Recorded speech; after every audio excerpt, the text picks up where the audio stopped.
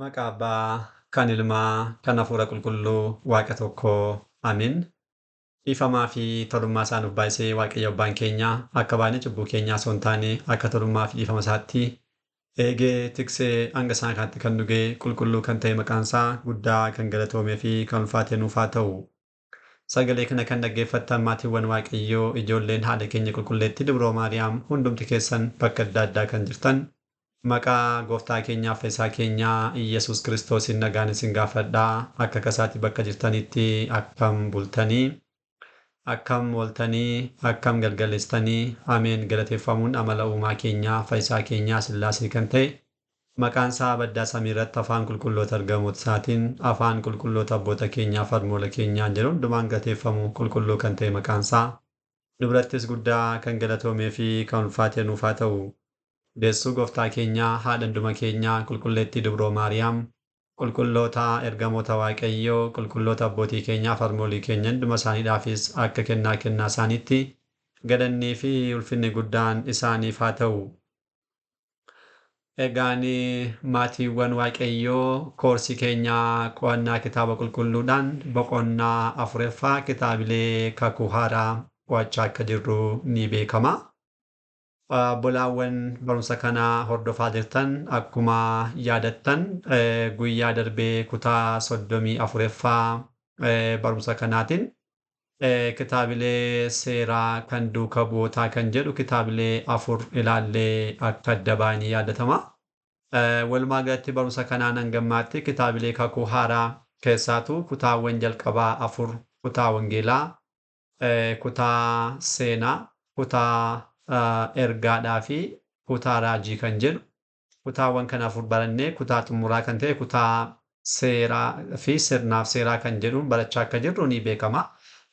Kutaa kanaan immoo kitaabilee 8 akka qo'annu akkuma dubbanne isaan keessaa kitaabilee jalqaba jiran kitaabilee 4 kitaaba ajajaa, kitaaba qajeelfamaa, kitaaba Aaphxilisii fi kitaaba seera tsiyoon kan jedhu isaan kan arfan kan duuka bu'ootaa kanneen ta'an yaa'u 5 akka ta'e didiskiliyaa dabalatee isaan kan akka ta'e ilaalleerra. Kana keessaa garuu kitaabilee arfan duraa baranneetu kan dhaabbanne barumsa keenya kutaa 34ffaa darbeen. Guyyaa irraas egaa akka fedhaa fi eeyyamaa Waaqayyootti isuma itti fufuudhaan kutaa 35ffaa barumsa keenyaa kan ta'uun kitaabilee kakuu lamaan kan jedhu ittaanii kanneen jiran kitaabilee lamaan kan barannudha kan ta'u jechuudha. Waaqayyo abbaan keenyaa akkuma yeroowwan darbanii har'as nu gidduutti argamuun fedhaa fi eeyyama isaa nuuf haa ta'u. Egaan tarreeffamaa kitaabilee sirnaa jennee dursinee kan keenyan kitaabilee 8 keessaa kitaabni 2 kitaabilee kakuu kanneen jedhamanidha. Isaan kana barumsa kanaan kan qo'annu jechuudha. Kitaabilee kakuu haa eegallu amma. Kakuu jechuun kallattii maaniikkaansaa waliigaltee jechuudha.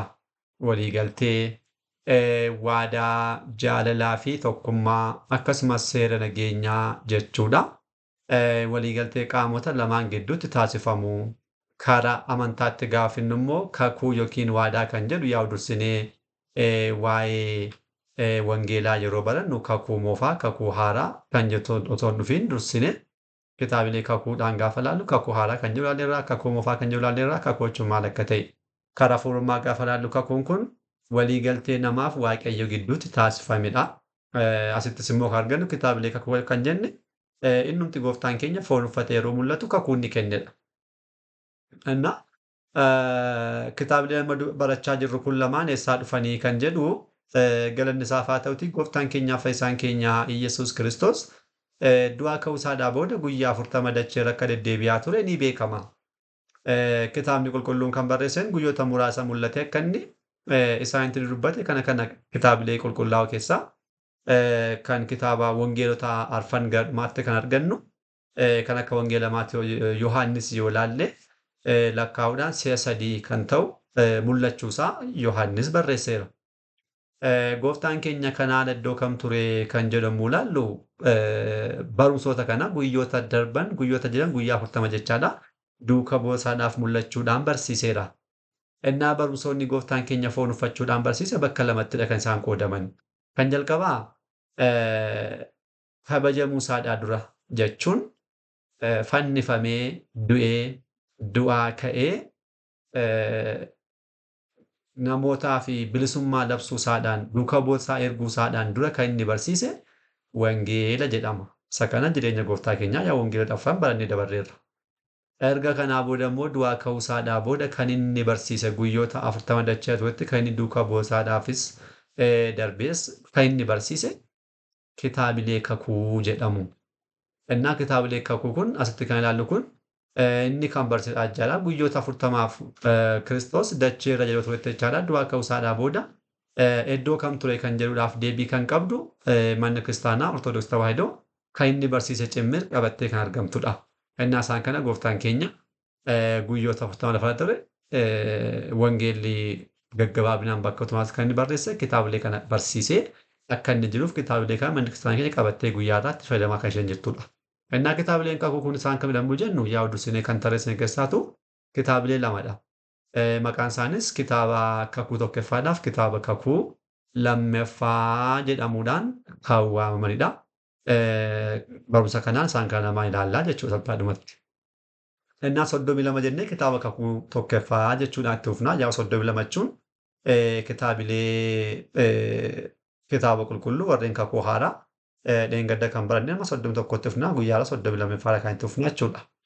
Innaa kitaaba kakuu tokkoffaa irratti gooftaan keenyaa fayyisaan keenya Iyyasuus Kiristoos kitaaba kakuunni Yohaannis Phexrosii fi Maatewosiidhaan barsiisennaan kan isaan barreessanis immoo kan isaan gara Yerusaalemitti erganidha.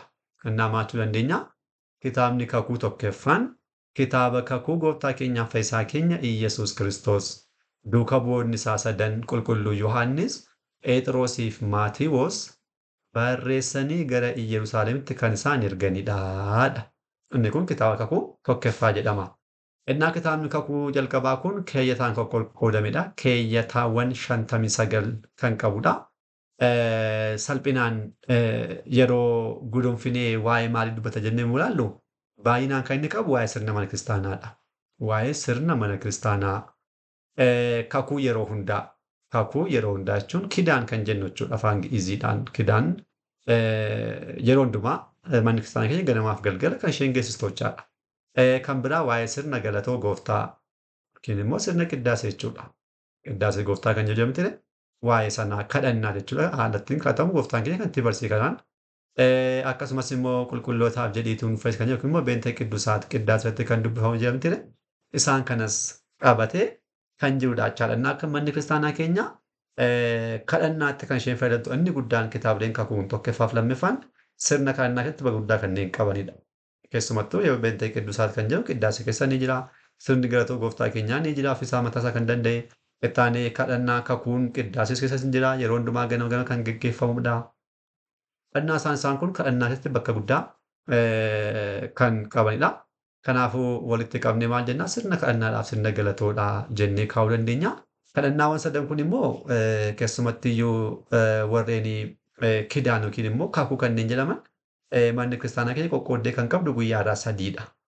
Innaa kadhannaawwan sadan kun kallattiimaan as keessaa kan ba'anidha. Kadhannaawwan kun isaan kamidhaa? Waadaa halkan walakkaa yookiin immoo kidaan zeleliit kan jennu. Kidaanii kan halkan keessa gaggeeffamu jechuudha. Kan lammaffaa immoo waadaa ganama bariiti. Gara bariitti zenegii kan jennu kan ganama kan dhiyaatu sirna galatoodhaaf kadhannaadha. Kan sadaffaa immoo waadaa galgalaa yookiin immoo kidaanii zasarki kan jennu kidaan galgala kan gaggeeffamu isaan kan sadan jechaadha. Kun kallattiimaan kitaabilee kan keessaatti manni kiristaanaa fudhachuudhaan sirna kadhannaatti jijjiirtee kan isheen fayyadamtudha jechuudha. Kitaabni kun keeyyataawwan kaanii qaba. Keeyyataawwan kan amma 59 tarreessuun xiqqoo ishee ni baay'ata. Garuu dursee PDF manni kiristaanaa qopheesse irraa haala kanaatiin ilaaluu dandeessu warreen barbaaddan. PDF kana fudhachuu dandeessu yaa'u inni kun kan barachaa jiru irratti hin dabalamne waan ta'eedhaaf baay'ee dheerata. Keeyyi tokkoffaa maal jedhaa lammaffaa maal jettanii kan barbaaddan yoo ta'e PDF kanarraati kitaabilee warreen darbaniidhaafis warreen dura baranne arfaniifis ni jira. Kitaaba shanaffaa bachaa kan jiru kana kitaaba kakuu tokkoffaadhaaf illee ni jira. Fakkeenyaaf keeyyi tokkoffaa waa'ee hafuura qulqulluu dubbata. Keeyyi lammaffaan waa'ee barumsa bara booda dhufu dubbata. Keeyyi sadaffaan waa'ee wantoota booda samiirra kan jiru dubbata jedha. Kan afuraffaan waa'ee namoota filatamanii dubbata. Keeyyanni shanaffaan waa'ee raajii biyyoota adda addaatti dubbatame haasa'a jedha. Raajiin ja'affaa immoo waa'ee masiisa sobaa barumsa masii sobaa dubbata jedhaan. Baay'eedha. Kudhaniffaa fakkeenyaaf tokkoffaa sila Phaaphasaa shuumeeti sirna mana kiristaanachaadha waa'ee muudama Phaaphaastaa. Waa'ee qannoonaa mana kiristaanaa keeyyata kudhaniffaa yoo ilaalle. Innaa digdammaffaa fakkeenyaaf waa'ee kidaanii jechuun kadhannaa jechaadha. Kadhannaa kan galatoodhaan dhiyaatu. Dabaree fakkeenyaaf keeyyata soddomaffaa yoo ilaalle mana kiristaanaa keessatti luboonni haala kamiitiin dhaabbachuu akka isaan qaban sirna jechuudha. 31ffaa yoo ilaalle waa'ee tajaajila mana kiristaanaa dubbata. Keeyyata 40ffaa yoo ilaalle namni aangoo lubummaadhaaf muudamuu qabu nama akkamii ta'uu qabu dubbata. Keeyyata 41ffaa yoo ilaalle immoo waa'ee uummattootaa uummattoonni sirna kamiin jiraachuu akka isaan qaban amantoota mana kiristaanachaadha waa'ee kanaa dubbata. Dabaree ilaalaa fakkeenyaaf waa'ee keeyyata 50ffaa yoo ilaalle waa'ee sirnaa cuuphaa dubbata. Keeyyanni 49 waa'ee sirnaa waltaansee kallattiin kan jiru waa'ee cuuphaa kan dubbatudha. 51tti immoo waa'ee qurbaana argannaa. Inni haala kanaatiin tarreeffamee jira jechuudha. Kana dubbisuu warreen barbaadan PDF isaa fudhachuu ni dandeessu jenna. Haala kanaatiin kitaabni sirnaa kun kan jirudha jechuudha. Gooftaan keenya kan inni barsiisedha. Kitaaba 33ffaa kan ta'u immoo kitaaba kakuu lammaffaadha. Kitaaba kakuu lammaffaa. Egaan kitaabni kakuu lammaffaa immoo akka kan duraa sana keeyyataan qoqqoodamee kan jiru miti. Akkasumatti walitti deema kitaaba jirudha. Innis immoo waa'ee sirnaa irratti wanta baay'ee kan qabudha. Fakkeenyaaf qabiyyee isaa keessaa yoo ilaalle waa'ee muudamaaf tajaajila lubootaa. Luboonni haala kamiitiin akka isaan muudaman. Lubni callisee barateedhaaf qofa muudamu mana kiristaanaa keessatti. Barateedhaaf, beekeedhaaf yookiin sadarkaa umurii isaa gaheedhaaf osoo hin taane sirna mataa danda'e kan qabu waaqayyoodhaan filatamuu qabu. Darbees immoo sirni mana kiristaanaa kallattii keesseen sanaan kan deeman ta'e sirnoota muudama isaa akkasumas immoo erga muudamee booda tajaajila akkamii akka raawwachuu qabu kana ni dubbata. Akkasumas immoo kan ta'an waa'ee cuuphaadhaa fi qurbaana kiristaanota xixiqqoo kaalee dubbata. Yaa kiristaana xixiqqoo jechuun daa'imman jechuu keenya miti. Warreen ganaa gara kiristaanummaatti dhufaa jiran barumsa osoo barachaa jiranii warreen hin cuubamin jiran jechaadha. Fi warreen hin qorrobiin jiran isaan kun kiristaanota xixiqqoo jedhamu. Isaan haala kamiin akka cuubaman gara qurbaanaatti akkamitti dhufu akka isaan qaban sirna kana kan kaa'utadha. Waa'ee dhufaatii lammaffaa gooftaa keenyaan dubbata. Waa'ee masiisa sobaa kan ni dubbata. Masiinni sobaan yaa'u akka dhufu ni jira. Masiiwwan sobaa baay'een bargit ka'aniiru. Inni masiinni sobaadhaaf inni xumuraa kan ta'u garuu dachee Israa'el irratti kan ka'udha. Ani kiristoosidha jechuudhaan dubartiin tokko hafuura nama hamaadhaan ulfoofte lubummaadhaan ulfoof jechuudhaan ni kaati. Isheen qomoo daan keessaa kan taatedha. Qomoo isa keessaa kan ta'e namni biraa immoo ishee kabaja ishee gaafa balleessu ni ulfoofti. Haala kanaatiin kan dhalatudha. Erga kanaa booda kallattii adda addaatiin barumsaan ta'uu danda'a, beekumsaan ta'uu danda'a. Bicha aangoo guddaa qabachuudhaan guyyaarraa bakkeewwan jeequmsi jedhaman kan akka warra miidilistii kana naannoo Israa'el ni tasgabbeessa. Booda immoo ani kiristoosidha saganni naaf taachuudhaan mana kiristaanaa keessa matuma isaatii kan of kaa'udha. Kun akka dhufuudhaaf jirus dabalata. Kitaabni kun ni odeessaa jechuudha.